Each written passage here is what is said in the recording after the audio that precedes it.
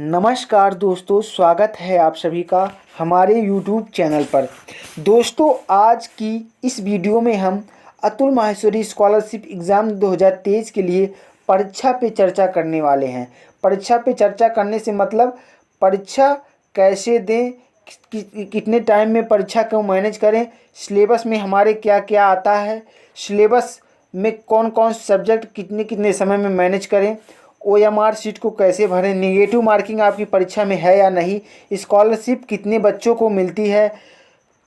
उसके बाद तरह तरह के हम इस प्रश्नों के जवाब इस वीडियो में देने वाले हैं और आपके लिए हमारी कोई सलाह है वह भी हम इस वीडियो में देने वाले हैं। तो वीडियो को सभी बच्चे जिन्होंने अतुल माहेश्वरी स्कॉलरशिप का फॉर्म भरा था सभी के लिए वीडियो बहुत ही महत्वपूर्ण होने वाली है, क्योंकि हम इसमें फॉर्म भरने से लेकर रिजल्ट आने तक का सारा प्रोसेस बताने वाले हैं। और जो 5 नवंबर वाले बच्चे एग्ज़ाम देने जा रहे हैं उनके लिए हम इस वीडियो में बहुत अच्छी जानकारी देने वाले हैं। तो वीडियो को शुरू करते हैं बिना किसी देरी के। सबसे पहली बात, सभी बच्चों ने इसका फॉर्म भर दिया था। जब फॉर्म भर दिया था तो आपकी परीक्षा जो है वो 2 चरणों में हुई थी। पहले चरण की परीक्षा 29 अक्टूबर को हो चुकी है और दूसरे चरण की परीक्षा 5 नवंबर को होनी है। तो 5 नवंबर वाले बच्चे और 29 अक्टूबर वाले बच्चे दोनों के लिए वीडियो बहुत महत्वपूर्ण होने वाली है। तो 5 नवंबर वाले बच्चे क्या करें और 29 अक्टूबर वाले बच्चे क्या करें। तो 29 अक्टूबर वाले बच्चे ने जिन्होंने पेपर दे दिया है वो अपना रिजल्ट का इंतज़ार कर रहे होंगे। तो रिजल्ट कब आएगा उसके बारे में भी हम बताएंगे। तो 5 नवंबर वाले बच्चे क्या करें। तो 5 नवंबर वाले बच्चे सबसे पहले यह जान लीजिए, आपका पेपर जो है, आपके पेपर में कुल 100 प्रश्न आते हैं। आपके पेपर में कुल 100 प्रश्न आते हैं। कितने प्रश्न आते हैं? 100 प्रश्न आते हैं। आपके पेपर से संबंधित कुछ महत्वपूर्ण जानकारियां हैं, उन्हें हम आपसे साझा करने वाले हैं। आपके पेपर में कुल 100 प्रश्न आते हैं। 100 प्रश्नों में से रीजनिंग के 20 क्वेश्चन होते हैं, मैथ के 20 क्वेश्चन होते हैं, जीके के 40 क्वेश्चन होते हैं और हिंदी के और इंग्लिश के दोनों के 10-10 क्वेश्चन होते हैं। कुल मिला जुला कर आपके इस सब्जेक्ट से इतने इतने क्वेश्चन होते हैं। तो कुल मिला जुला के आपके कुल 100 क्वेश्चन होते हैं और 100 क्वेश्चन, और टाइम कितना दिया जाता है? टाइम दिया जाता है 90 मिनट का। 90 मिनट का टाइम दिया जाता है।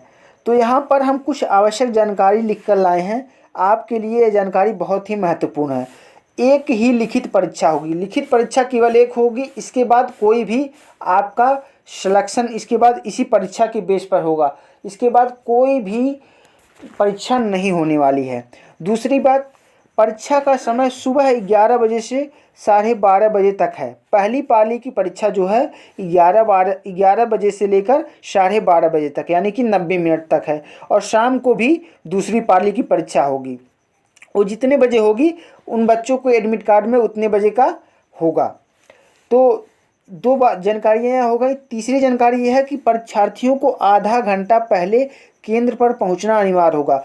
हर एक परीक्षार्थी को आधा घंटा पहले केंद्र पर पहुंचना अनिवार्य होगा। वह इसलिए क्योंकि उसमें रोल नंबर और तमाम जानकारियां भरी जाती हैं। तो आधा घंटा पहले आपको वहां पर मौजूदगी आवश्यक है, वरना आप परीक्षा नहीं देने पाएंगे। आपकी परीक्षा भले से ही 11 बजे चालू होगी, अगर आप 11 बजे पहुंचते हैं तो आप परीक्षा कतई नहीं देने पाएंगे। तो यह जानकारी आपके लिए बहुत महत्वपूर्ण है कि आधा घंटा पहले एग्ज़ाम से आधा घंटा पहले आप ज़रूर केंद्र पर पहुँचें। अगला जानकारी यह है कि प्रवेश पत्र में कोई दिक्कत हो तो अपने स्कूल का आई कार्ड या आधार कार्ड साथ लेकर जाएं। कोई दिक्कत से मतलब यह है कि नाम या कुछ में कोई गड़बड़ी है तो स्कूल का आई कार्ड लेकर जाएंगे तो आपको एंट्री मिल जाएगी। अगला जानकारी यह है OMR सीट से संबंधित। परीक्षा OMR सीट पर होगी। नीला या काला डॉट पेन साथ लाएं। तो नीला OMR सीट पर जो आपकी परीक्षा होगी उसको आप अच्छी तरीके से, जो गोला होगा, मान लीजिए A सही है तो A के सामने अच्छी तरीके से काले या नीले पेन से आप अच्छी तरीके से गोला भरेंगे, ताकि आपका जो OMR मशीन होता है OMR चेकर मशीन होता है, वह आपका क्वेश्चन को आसानी से पढ़ ले और उठा ले, करेक्ट वाले क्वेश्चन को या इनकरेक्ट वाले क्वेश्चन को। तो आप गोला बहुत सावधानी पूर्वक पूरा गोले को भरिएगा। अगली बात यह है कि परीक्षार्थियों को 90 मिनट में 100 प्रश्नों के उत्तर देने होंगे। निगेटिव मार्किंग नहीं है आपकी परीक्षा में, निगेटिव मार्किंग नहीं है। निगेटिव मार्किंग नहीं है का मतलब यह है, हमारे कहने का मतलब यह है कि आपकी परीक्षा 100 प्रश्नों की है, तो आपको हर हाल में, चाहे वो आपको 50 ही प्रश्न आते हों, चाहे आपको 80 ही प्रश्न आते हों, चाहे आपको 40 ही प्रश्न आते हों, 20 ही प्रश्न आते हों, हर हाल में 100 के 100 क्वेश्चन कर आइएगा। इसलिए कर आइएगा क्योंकि आपकी मेरिट अच्छी खासी बनने वाली है। अच्छी खासी बनने वाली से मतलब क्यों अच्छी खासी बनेगी उसके बारे में भी हम आपको बताने वाले हैं। तो 100 प्रश्न आप कर आइएगा। आपका निगेटिव मार्किंग नहीं है तो एक भी नंबर गलत होने पर नहीं कटेगा। अगर आप कोई क्वेश्चन तुक्का भी लगा देंगे, अगर वह बाय द वे सही भी हो गया तो आपको उस पर नंबर मिल जाएगा। अगर आपको नहीं करेंगे, आपको वह प्रश्न नहीं आता है, आप नहीं करेंगे तो आपका एक प्रश्न वैसे ही चला जाएगा, तो आप परीक्षा में बहुत ही पीछे चले जाएंगे। इसलिए 100 के 100 क्वेश्चन करिएगा और 100 में से एक भी क्वेश्चन छोड़िएगा नहीं। और सबसे पहले क्या कीजिएगा, सबसे पहले जो प्रश्न आता है उससे स्टार्ट कीजिएगा। जो प्रश्न 1 से 100 तक आए, आपको सभी सरल प्रश्नों को पहली बार में कर लीजिएगा। दूसरी बार में मीडियम क्वालिटी के प्रश्नों को, जो आपको लगाने पर थोड़ी देर में आ जाए, उनको कर लीजिएगा। तीसरी बार में हार्ड प्रश्नों को, जो आपको न आता हो, उनको भी कर लीजिएगा आप अपने तार्किक क्षमता के अनुसार। तो यह था हमारा यह मेथड कि परीक्षा हम कैसे दें। आगे हम देखते हैं कि परीक्षा जो 29 अक्टूबर को परीक्षा हुई उसमें प्रश्न किस प्रकार के पूछे गए थे। तो 29 अक्टूबर की परीक्षा में प्रश्न अच्छे खासे प्रश्न थे जो आप कर सकते थे। कोई भी बच्चा अगर पढ़ा होगा तो 9वीं और 10वीं का अलग पेपर होता है और 11वीं और 12वीं का अलग अलग पेपर होता है। यानी कि 9वीं और 10वीं का जो पेपर होगा वो एक प्रकार का होगा और 11वीं 12वीं का पेपर एक प्रकार का होगा। सिलेबस सेम ही होता है, लेकिन 9वीं 10वीं का पेपर का लेवल थोड़ा 9वीं 10वीं के अनुसार होता है और 11वीं 12वीं का पेपर थोड़ा 11वीं 12वीं के अनुसार होता है और कोई ज़्यादा विशेष अंतर नहीं होता है। और कट ऑफ जो बनता है, आपको बता दें कि कट ऑफ जो बनता है, अब की बार कुल 23 विद्यार्थियों को पास किया जाएगा। 23 विद्यार्थी 9 और 10 के होंगे, कक्षा 9 और 10 के 23 विद्यार्थी होंगे और 23 विद्यार्थी कक्षा 11 और 12 के होंगे। तो आप जानते होंगे कि कट ऑफ एक नहीं बनेगी, कट ऑफ 9 और 10 की अलग बनेगी। कट ऑफ मतलब मेरिट आपकी जो बनेगी वो 9 और 10 की अलग मेरिट बनने वाली है, 9 और 10 की अलग मेरिट बनेगी, 11 और 12 की अलग मेरिट बनेगी, यानी कि दोनों की अलग अलग मेरिट बनेगी। मान लीजिए 9 और 10 की मेरिट आपकी 85 बन रही है, 11 और 12 की आपकी 85 नहीं बनेगी, 11 और 12 की जितनी बननी है उतना बनेगी। मतलब 86 87 84 83 जितनी है उतनी बनेगी, जितनी बननी होगी।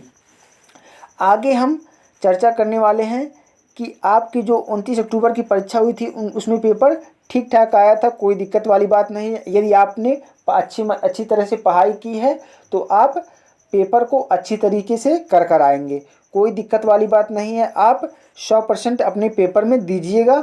आप गलत आते हुए क्वेश्चन को गलत मत कीजिएगा और जो प्रश्न न आता हो उसको भी सही करने का प्रयास कीजिएगा और एक भी क्वेश्चन न छोड़िएगा। और 5 नवंबर वाले बच्चे जो हैं वो अपना सभी डॉक्यूमेंट लेकर जाएं, 2 फोटो लेकर जाएं, आधार कार्ड लेकर जाएं और एडमिट कार्ड लेकर जाएं। ये सभी चीज़ें 5 नवंबर वाले बच्चे ले जाना अनिवार्य है। और कितने नंबर लाने पर स्कॉलरशिप मिल जाएगा, यानी कि आपका कट ऑफ कितना जाता है। तो कट ऑफ जान लीजिए कितना जाता है। कट ऑफ आपका जो जाता है वो 85 86 87 नंबर के करीब जाता है, यानी कि 80 से ऊपर आप अगर कर दिए तो आपका सिलेक्शन होना 90% तय है।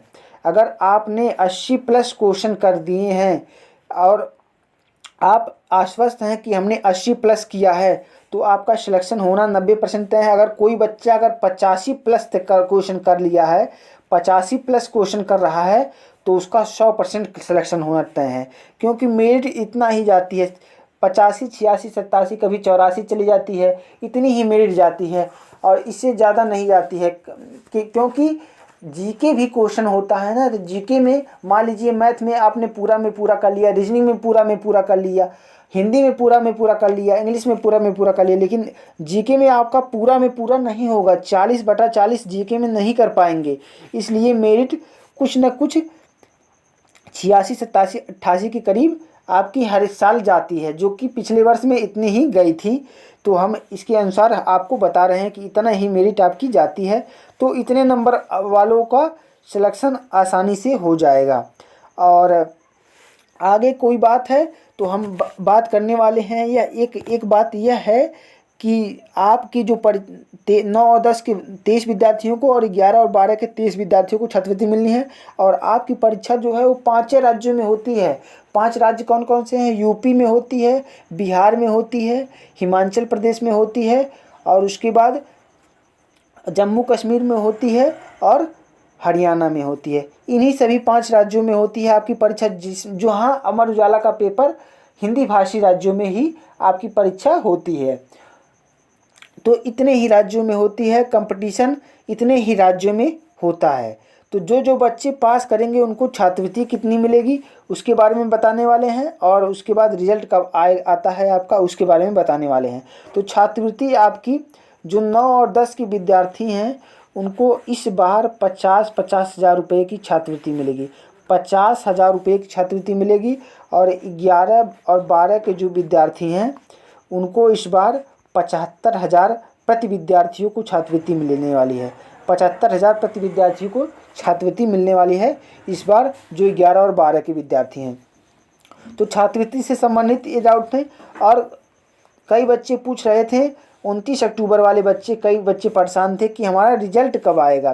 तो रिजल्ट सभी का जो रिजल्ट आता है वो 26 जनवरी के आसपास आता है। पिछली बार रिजल्ट जो आया था वो 18 जनवरी को आया था, 18 जनवरी को आया था रिजल्ट, और 26 जनवरी के आसपास आपका सम्मान समारोह हुआ था, यानी कि आपको स्कॉलरशिप मिल गई थी। तो रिजल्ट आने का पूरा प्रोसेस हम किसी और अन्य वीडियो में भी बताएंगे। तो आप ये जान लीजिए जनवरी में आपका रिजल्ट आ जाता है। तो उम्मीद करते हैं आपको ये वीडियो बहुत ही अच्छा लगा होगा। आपने इस वीडियो को अगर पूरा देखा होगा तो आपको अतुल माहेश्वरी स्कॉलरशिप एग्ज़ाम से संबंधित बहुत सारे डाउट इस वीडियो में कवर हो गए होंगे। तो मिलते हैं नेक्स्ट वीडियो में, तब तक के लिए जय हिंद, जय भारत।